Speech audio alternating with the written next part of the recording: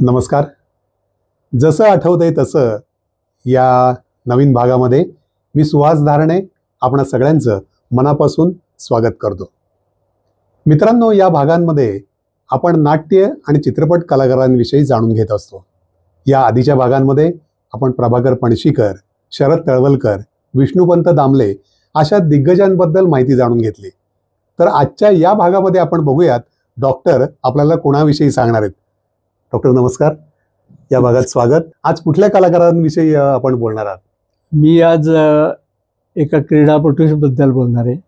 क्रीडापटू एकदम ट्रॅक बदलला, म्हणजे कलाकार आणि म्हणजे नाट्य क्षेत्र, चित्रपट क्षेत्र त्याच्याकडनं एकदम क्रीडा क्षेत्राकडे. म्हणजे सांगतो ट्रॅक बदललेलं नाहीये. साहित्य, कला आणि क्रीडा हे तिन्ही एकाच संस्कृतीची अंग असतात. हे तिन्ही मिळून संस्कृती शहराची, नगराची, गावाची, देशाची बनते. बरोबर. ते आता पण आपण कलावंत पाहिले, साहित्यिक पाहणार आहोत आपण पुढे, आणि त्यालाच जोडून क्रीडा हे क्षेत्र आहे. बर. दुसरं म्हणजे आतापर्यंत ऑफ स्टंपवरचे बॉल होते, आजचा बॉल लेग स्टंपवर आहे, एवढाच फरक आहे. क्या बात आहे, क्या बात आहे. पण आपण क्रीडाविषयी बोलूच, पण तत्पूर्वी मला एक तुम्हाला डॉक्टर असं विचारायचं की बऱ्याचशा प्रेक्षकांचं असं म्हणणं आहे की तुम्ही सिने कलाकारांविषयी म्हणजे त्यांची अगदी रेष जाणून आहात, परंतु असं असताना सुद्धा आपण स्वतःची मतं अशी काही खास करून सांगत नाहीत. तर निदान सिने कलाकारांबद्दल तरी आपण काही बोलावं अशी इच्छा आहे. काय, माझा खूप अभ्यास आहे रेषांचा. प्रत्येक माणसाच्या रेषा मी 45 वर्ष बघत आलेलो आहे. आणि आपण विक्रम गोखलेंचा एपिसोड नंतर करणारच आहोत, पण नटश्रेष्ठ विक्रम गोखले पुष्कळदा मला एक कॅरेक्टर सांगायचे आणि तो कसा दिसेल, कसा बोलेल, कसा वागेल, फेशियल एक्सप्रेशन कसं, हे विक्रम माझ्याकडनं करून घ्यायचं. त्यामुळे माझा त्याही विषयावर अभ्यास खूप आहे. तेव्हा मी मतं बनवतो, फक्त ती पब्लिकली सांगत नाही. कारण पब्लिकली सांगणं थोडंसं खतरोसे खाली नाही आहे. कारण प्रत्येकाचं मत असतं त्या प्रत्येक क्षेत्राविषयी. अभ्यास असो नसो, मत हे असतं. आणि माझ्याशी मत नाही जमलं तर मग काहीतरी गैरसमज होऊ शकतात. आता मी माझ्याच क्षेत्रातलं उदाहरण देतो. मी 45 वर्ष सायकियाट्रिस्ट म्हणून काम करतो. बरोबर. तर मी एक फेमस एक्सपर्ट म्हणून लोक फी भरून माझा सल्ला घ्यायला, मत घ्यायला येतात. बरोबर एक केस आलेली असते, 4 नातेवाईक आलेली असतात. त्या चौघांच्याही त्या केस कशी झाली, आजार कसा झाला, याच्याविषयी चौघांच्या 4 थेरीज असतात. आणि माझी थेरी ज्याच्याशी जुळेल त्याला वाटतं मी इंडियातला बेस्ट सायकियाट्रिस्ट आहे. ज्याच्याशी जुळणार नाही त्याला वाटतं मला सायकोलॉजीचं बेसिक ज्ञान सुद्धा नाही. अच्छा. हे मला एक्सपर्ट मानून माझी फी भरून मत घेतल्यावर सुद्धा ही परिस्थिती आहे. आता मी जर काही मतं दिली ती लोकांना नाही आवडली तर गोंधळ होऊ शकतो. तरी तुम्हाला मी काही प्रश्नांची मी त्रोटक उत्तर नक्की देईन. मी काय असं पार टाळी उडवून नवीन असं नाहीये. फक्त इन डेप्थ सांगणं थोडंसं मी टाळत असतो. बरं. आपण आता क्रीडा क्षेत्राविषयी म्हणालात, तर पण क्रीडा क्षेत्रातल्या कुठल्या व्यक्तीबद्दल आज आपण सांगणार आहात? हा, भारताचे एक अत्यंत यशस्वी कर्णधार, पुण्याच्या मुशीत आणि पुण्याच्या मातीत जन्मलेले आणि घडलेले, आंतरराष्ट्रीय पातळीवर भारतीय संघाला विजिगीषू वृत्ती शिकवणारे आणि ऑस्ट्रेलिया, इंग्लंड, वेस्ट इंडिज या 3 अजिंक्य संघांवर मात करून भारतीय संघाला जिंकायला शिकवणारे पुण्यातले आपले स्पेशल पद्मश्री श्री चंदू बोर्डे यांच्याविषयी आज मी माहिती सांगणार. खूपच छान. डॉक्टर, आपण चंदू बोर्डे, आता तुम्ही विषय काढलाय क्रिकेट विषयी बोलूयात. तर आता माझं असं सहज मनात आलं की आता परवाच एक 4-8 दिवसापूर्वी भारत आणि इंग्लंड याच्यातला 4था क्रिकेट कसोटी सामना होता. इंग्लंडच्या शेवटच्या दिवशी 5वा कसोटी सामना होता. 4 विकेट त्यांच्या बाकी होत्या आणि अगदी मला वाटतं 35 का 40 रन फक्त हव्या होत्या. म्हणजे सामना जवळजवळ भारताने हारला असंच बरेच जण मानत होते, परंतु भारतीय आपल्या गोलंदाजांनी इतकी कमाल केली आणि तो अक्षरशः इंग्लंडच्या दाढेतनं तोंडातनं तो विजय खेचून आणला, असं म्हणलं तर ते वावगं ठरणार नाही. तर एक सायकियाट्रिस्ट म्हणून तुम्ही त्या दिवशीच्या खेळाचं वर्णन कसं कराल? आता मी जेव्हा बोलत असतो ना, तेव्हा मी सटल वेनी सायकियाट्रिस्ट सांगतच असतो. फक्त मी असं म्हणत नाही की आता मी सायकियाट्रिस्ट सांगतोय.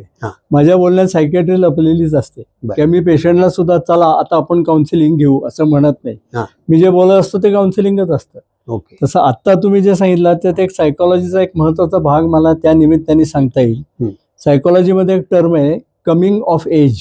बर. म्हणजे वयात येणे आपण असं त्याला मराठीत म्हणू शकतो. एखादा अत्यंत टॅलेंटेड कलाकार असो, क्रीडापटू असो, संपादक असो, त्याला काही दिवस मॅच्युरिटीनी अनुभव घेतल्यानंतर, डोळसपणाने अनुभव घेतल्यानंतर त्याचा बेस्ट परफॉर्मन्स त्याला देता येतो. बरोबर. आणि जेव्हा तो होतो तर त्याला कमिंग ऑफ एज असं म्हटलं जातं सायकोलॉजीमध्ये. तर ह्या मॅचचा तुम्ही उल्लेख केला, त्याच्यात मोहम्मद सिराज, तो गेले 2-3-4 वर्ष आंतरराष्ट्रीय पातळीवर खेळतोच आहे, पण गेल्या 2 मॅचेसमध्ये त्यांनी जी काही बॉलिंग केली तर ही हॅज कम ऑफ एज असं म्हणावं लागेल.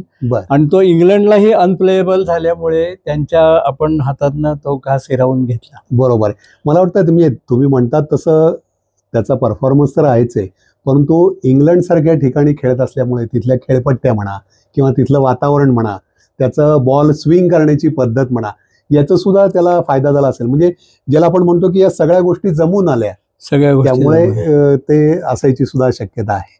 आता सगळ्या गोष्टी जमून आल्याशिवाय कुठल्याही कार्यात सिद्धी मिळत नाही, सक्सेस मिळत नाही.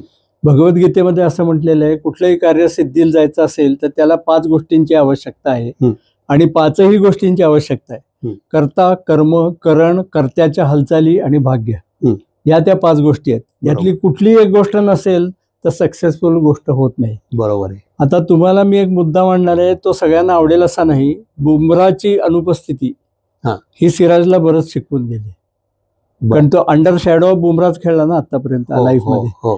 जेव्हा बुमरा नव्हता तेव्हा त्याला स्वतःच काही दाखवण्याची किंवा शिकण्याची संधी आली आणि ही कॅश संधीचं सोनं केलं आपण ज्याला म्हणतो तसं त्यांनी. तेव्हा absence of Bumrah is one of the factors of Siraj success. बरोबर. आता आपण आजचे मुख्य सेलिब्रिटी चंदू बोर्डेंकडे येऊन घ्या. तर चंदू बोर्डे, बापू आणि क्रिकेट हे कसं काय जुळून आलं?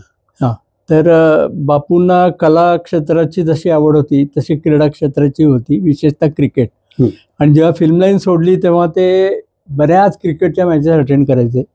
PYC आणि डेक्कनवर नेहमी मॅचेस असायच्या आणि बापू त्या मॅचेसला जायचे. आणि प्रसिद्ध व्यक्ती गोष्टी वेल्हाळ असल्यामुळे पॅव्हलियनमध्ये बसून खेळाडूंशी संपर्क यायचा. तर एकदा असं झालं, सकाळमध्ये बापूंची एक लेखमाला येत होती नटनट्यांविषयी. त्याच वेळेला पूर्वीचे एक क्रीडा समीक्षक होते, बाळ ज पंडित नावाचे. हो बरोबर, ते टिळक स्मारक इथे राहतात, ते त्यांचंच आहे ते.